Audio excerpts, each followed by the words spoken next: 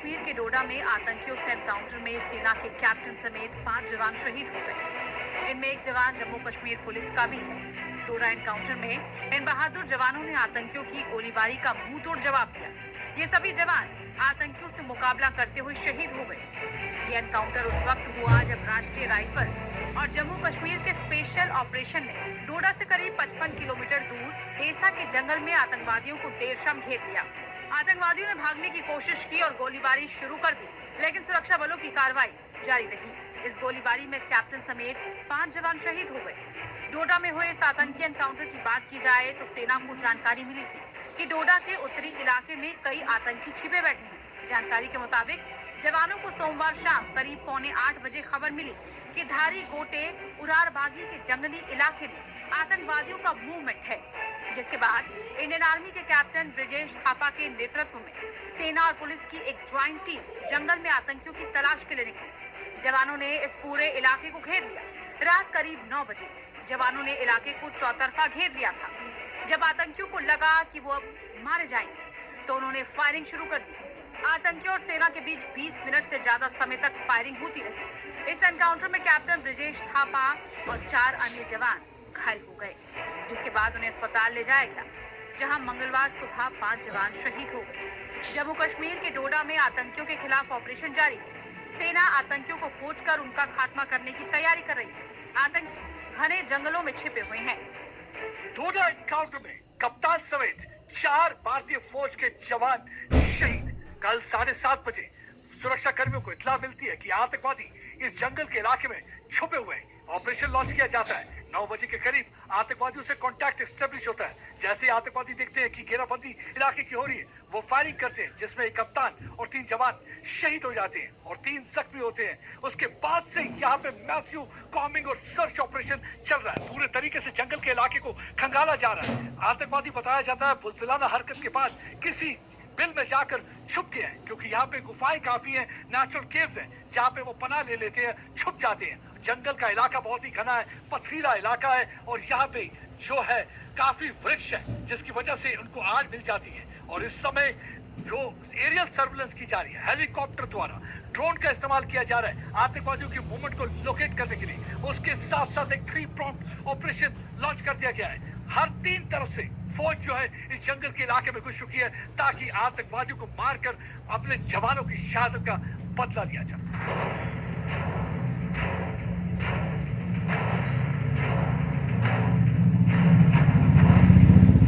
Kashmir tigers नाम के आतंकी संगठन ने इस हमले की जिम्मेवारी ली है। कश्मीर टाइगर्स मतलब एक मुखौटा है। ये जैश ए मोहम्मद का ही दूसरा रूप है, यानी कि इनका सरगना मसूद अजहर पाकिस्तान से ऑपरेट करता है। ये वही मसूद अजहर है जिसने पुलवामा बॉम्बिंग करवाई थी, जिसमें हमारे 40 सीआरपीएफ के जवान शहीद हुए थे। अगर पिछले दिनों से आतंकवादी गतिविधि की बात करें तो बड़े बड़े कारनामे इन्होंने अंजाम दिए हैं। सबसे पहले इन्होंने यात्रियों की बस पर बुज़दिलाना हमला किया था। ये जून 9 को यह हमला किया गया था, जिस दिन प्रधानमंत्री नरेंद्र मोदी शपथ समारोह में हिस्सा लेने वाले थे। जैसे ही वो प्रधानमंत्री के रूप में शपथ लेने वाले थे, उससे पहले इन्होंने एक बस जो कि शिवखोड़ी से कटरा की तरफ जा रही थी, उस बस पर हमला किया। फायरिंग करते रहे, बस उलट गई, खाई में जा गिरी, जिसकी वजह से 9 यात्री मारे गए और 33 के करीब जख्मी हुए। हाल ही में एक एम्बुश लगाया गया था कठुआ के इलाके में, जिसमें 5 बहादुर जवान शहीद हुए। उसका भी जिम्मेवारी जो है कश्मीर टाइगर्स ने ली है। लगातार कश्मीर टाइगर्स जो है हमले करता जा रहा है। पिछले 1 महीने में 8 के करीब हमले इन्होंने किए हैं जम्मू जिले में। यानी कि कश्मीर टाइगर्स यहाँ पे हालात खराब करने की पूरी कोशिश कर रहा है। और दूसरी चीज, कश्मीर टाइगर यहाँ पे एक दरार पैदा करने की कोशिश कर रहा है हिंदू और मुसलमानों में। या तो ये हमारे बहादुर जवानों को टारगेट करते हैं, या यहाँ पे एक पर्टिकुलर समुदाय के लोगों को टारगेट करने की कोशिश हो रही है। बताया जाता है कि कश्मीर टाइगर के जितने भी ये जो बेसिकली जैश ए मोहम्मद कहूंगा, कश्मीर टाइगर कहना गलत भी होगा, जैश ए मोहम्मद के आतंकवादी सारे पाकिस्तानी आतंकवादी हैं। इस समय इन पहाड़ी जंगलों में ऑपरेट कर रहे हैं और ये जंगल के इलाके में रहते हैं, गुफाओं में रहते हैं। और जब कभी इन्हें मौका मिलता है, बुज़दिलों की तरह, चूहों की तरह निकल कर बिल से बाहर आते हैं, हमला करते हैं और फिर जाके बिल में छुप जाते हैं। और इस समय इनको खंगालने के लिए ऑपरेशन जारी है।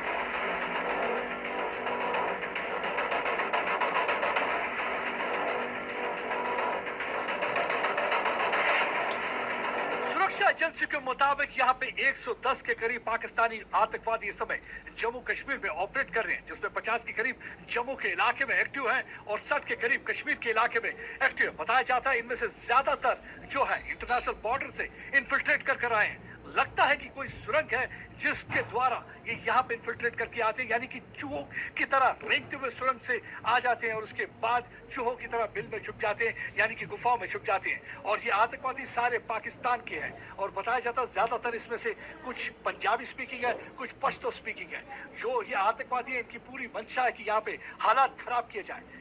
वजह उसकी ये है क्योंकि इन्हें मालूम है कि आने वाले दिनों में यहाँ असेंबली चुनाव होंगे, एक बाइक का माहौल क्रिएट करना चाहते हैं। लोकसभा इलेक्शन में जिस तरह से लोग बाहर आए, ये नहीं चाहते कि इस बार जो असेंबली चुनाव हो रहे हैं उसमें भी लोग बाहर निकलें। यही वजह है कि यहाँ पे लगातार गतिविधियां तेज होती जा रही हैं। लेकिन सुरक्षा कर्मियों ने इरादा बना लिया है कि आतंकवादियों को सर उठाने नहीं देंगे, इनको कब्रिस्तान पहुंचा देंगे। रणनीति तैयार हो चुकी है। अमित शाह ने ऑलरेडी पिछले दिनों मीटिंग ली है, राजनाथ सिंह ने भी आर्मी चीफ से बात कर ली है। आर्मी चीफ से उन्होंने पूरा जायजा लेते हुए कहा है कि क्या करना होगा और रणनीति के मुताबिक अब यहाँ पे कई जगह पे चौकियां बनाई जाएंगी। उसके अलावा एक प्रोएक्टिव स्टांस लिया जाएगा, यानी कि इनको सर उठाने नहीं दिया जाएगा।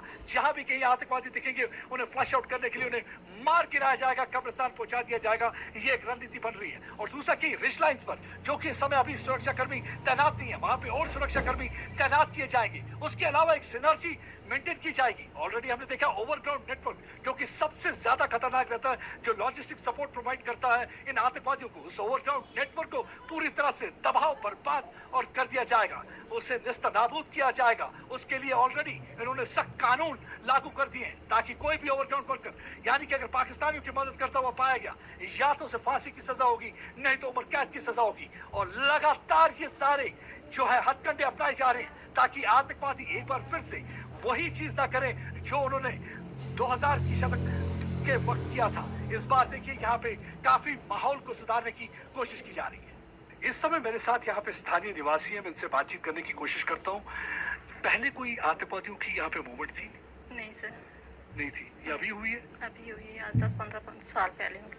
15 साल पहले थी सर। उसके बाद अभी हुई है। जी सर। इसकी वजह से कितना डर का माहौल है? डर का माहौल तो सर फिलहाल कुछ ही नहीं था, लेकिन अभी कुछ लग रहा है कि डर का माहौल है। मतलब निकलते हुए घबराते हैं आप लोग? Yes sir. अच्छा, कोई फौज वगैरह आपको कहती है कि अभी अंदर रही या कुछ ऐसा? Yes sir. क्या बोला उन्होंने? यही कहते हैं कि ज्यादा बाहर मत निकलो, बाकी वो कुछ नहीं शाम के टाइम पे? Yes sir. हाँ। अच्छा, ये मुझे बताइए कि ये जो अभी आपने जो धमाके की आवाज सुनी जब एनकाउंटर वगैरह? धमाके तो नहीं सुने हमने सर, लेकिन ये मतलब जहाज के देखे, चलते हुए देखे हमने। हम दूर रहते हैं तो हमने नहीं सुना। अच्छा। Yes sir. अच्छा, तो लेकिन लोग क्या कहते हैं? लोग कुछ भी नहीं सर, ऐसे मतलब कहते नहीं, डर के मारे कोई कुछ कह नहीं पाता है। डर के मारे बोल नहीं पाते हैं। Yes sir. काफी दहशत का माहौल हुआ है। Yes sir. देखिए, यहाँ काफी डर का माहौल है। इनसे हम बातचीत कर रहे थे। यहाँ इन्हें अब देर जैसे आराम से ये निकला करते थे अपने गांव में, अब ये बिल्कुल डर के मारे निकलते नहीं है क्योंकि एक परेशानी का माहौल बन गया है। आर्मी भी इन्हें कहती है कि शाम के टाइम पे ना निकलिए, क्योंकि ये कहते हैं कि 15 साल के बाद ऐसा हुआ है कि इन इलाकों में फिर से एक बार आतंकवादियों की मूवमेंट देखी गई है। और ये इलाका में उनके और इनसे भी कुछ बातचीत करने की कोशिश करूंगा, जानने की कोशिश करूंगा। मुझे बताइए कितना मुश्किल इलाका, कितना इधर सड़क वड़क का कितना प्रॉब्लम है? सड़क का सर आपको कुछ ही प्रॉब्लम नहीं है फिलहाल, यहाँ पे उतना खतरा कुछ अच्छा, नहीं जैसे अगर जंगल में ये आतंकवादी छुप जाते हैं, कितना जंगल कितना है। गहरा है? जंगल तो बहुत सर बड़ा है, जंगल में आपको खतरा हो सकता है। जंगल बहुत बड़ा है यहाँ पर। जंगल बहुत बड़ा है। बहुत बड़ा मतलब जंगल में आराम से छुप तो जाते थे, हम लकड़ी पे ले जाते थे, मतलब अपने काम से जाते तो हमें कुछ डर नहीं था, तो नहीं हमें कोई किसी चीज़ का खतरा था। मतलब आज ये जब से ये शुरू हुआ है तो आज ही से हमें ये डर महसूस हुआ है। बाकी हम पहले तो जाते रहते थे द्रमन में, जंगल जाते थे पहले, तो हमें किसी चीज़ का कोई खतरा नहीं था। पहले आराम से जंगल जाया करते थे।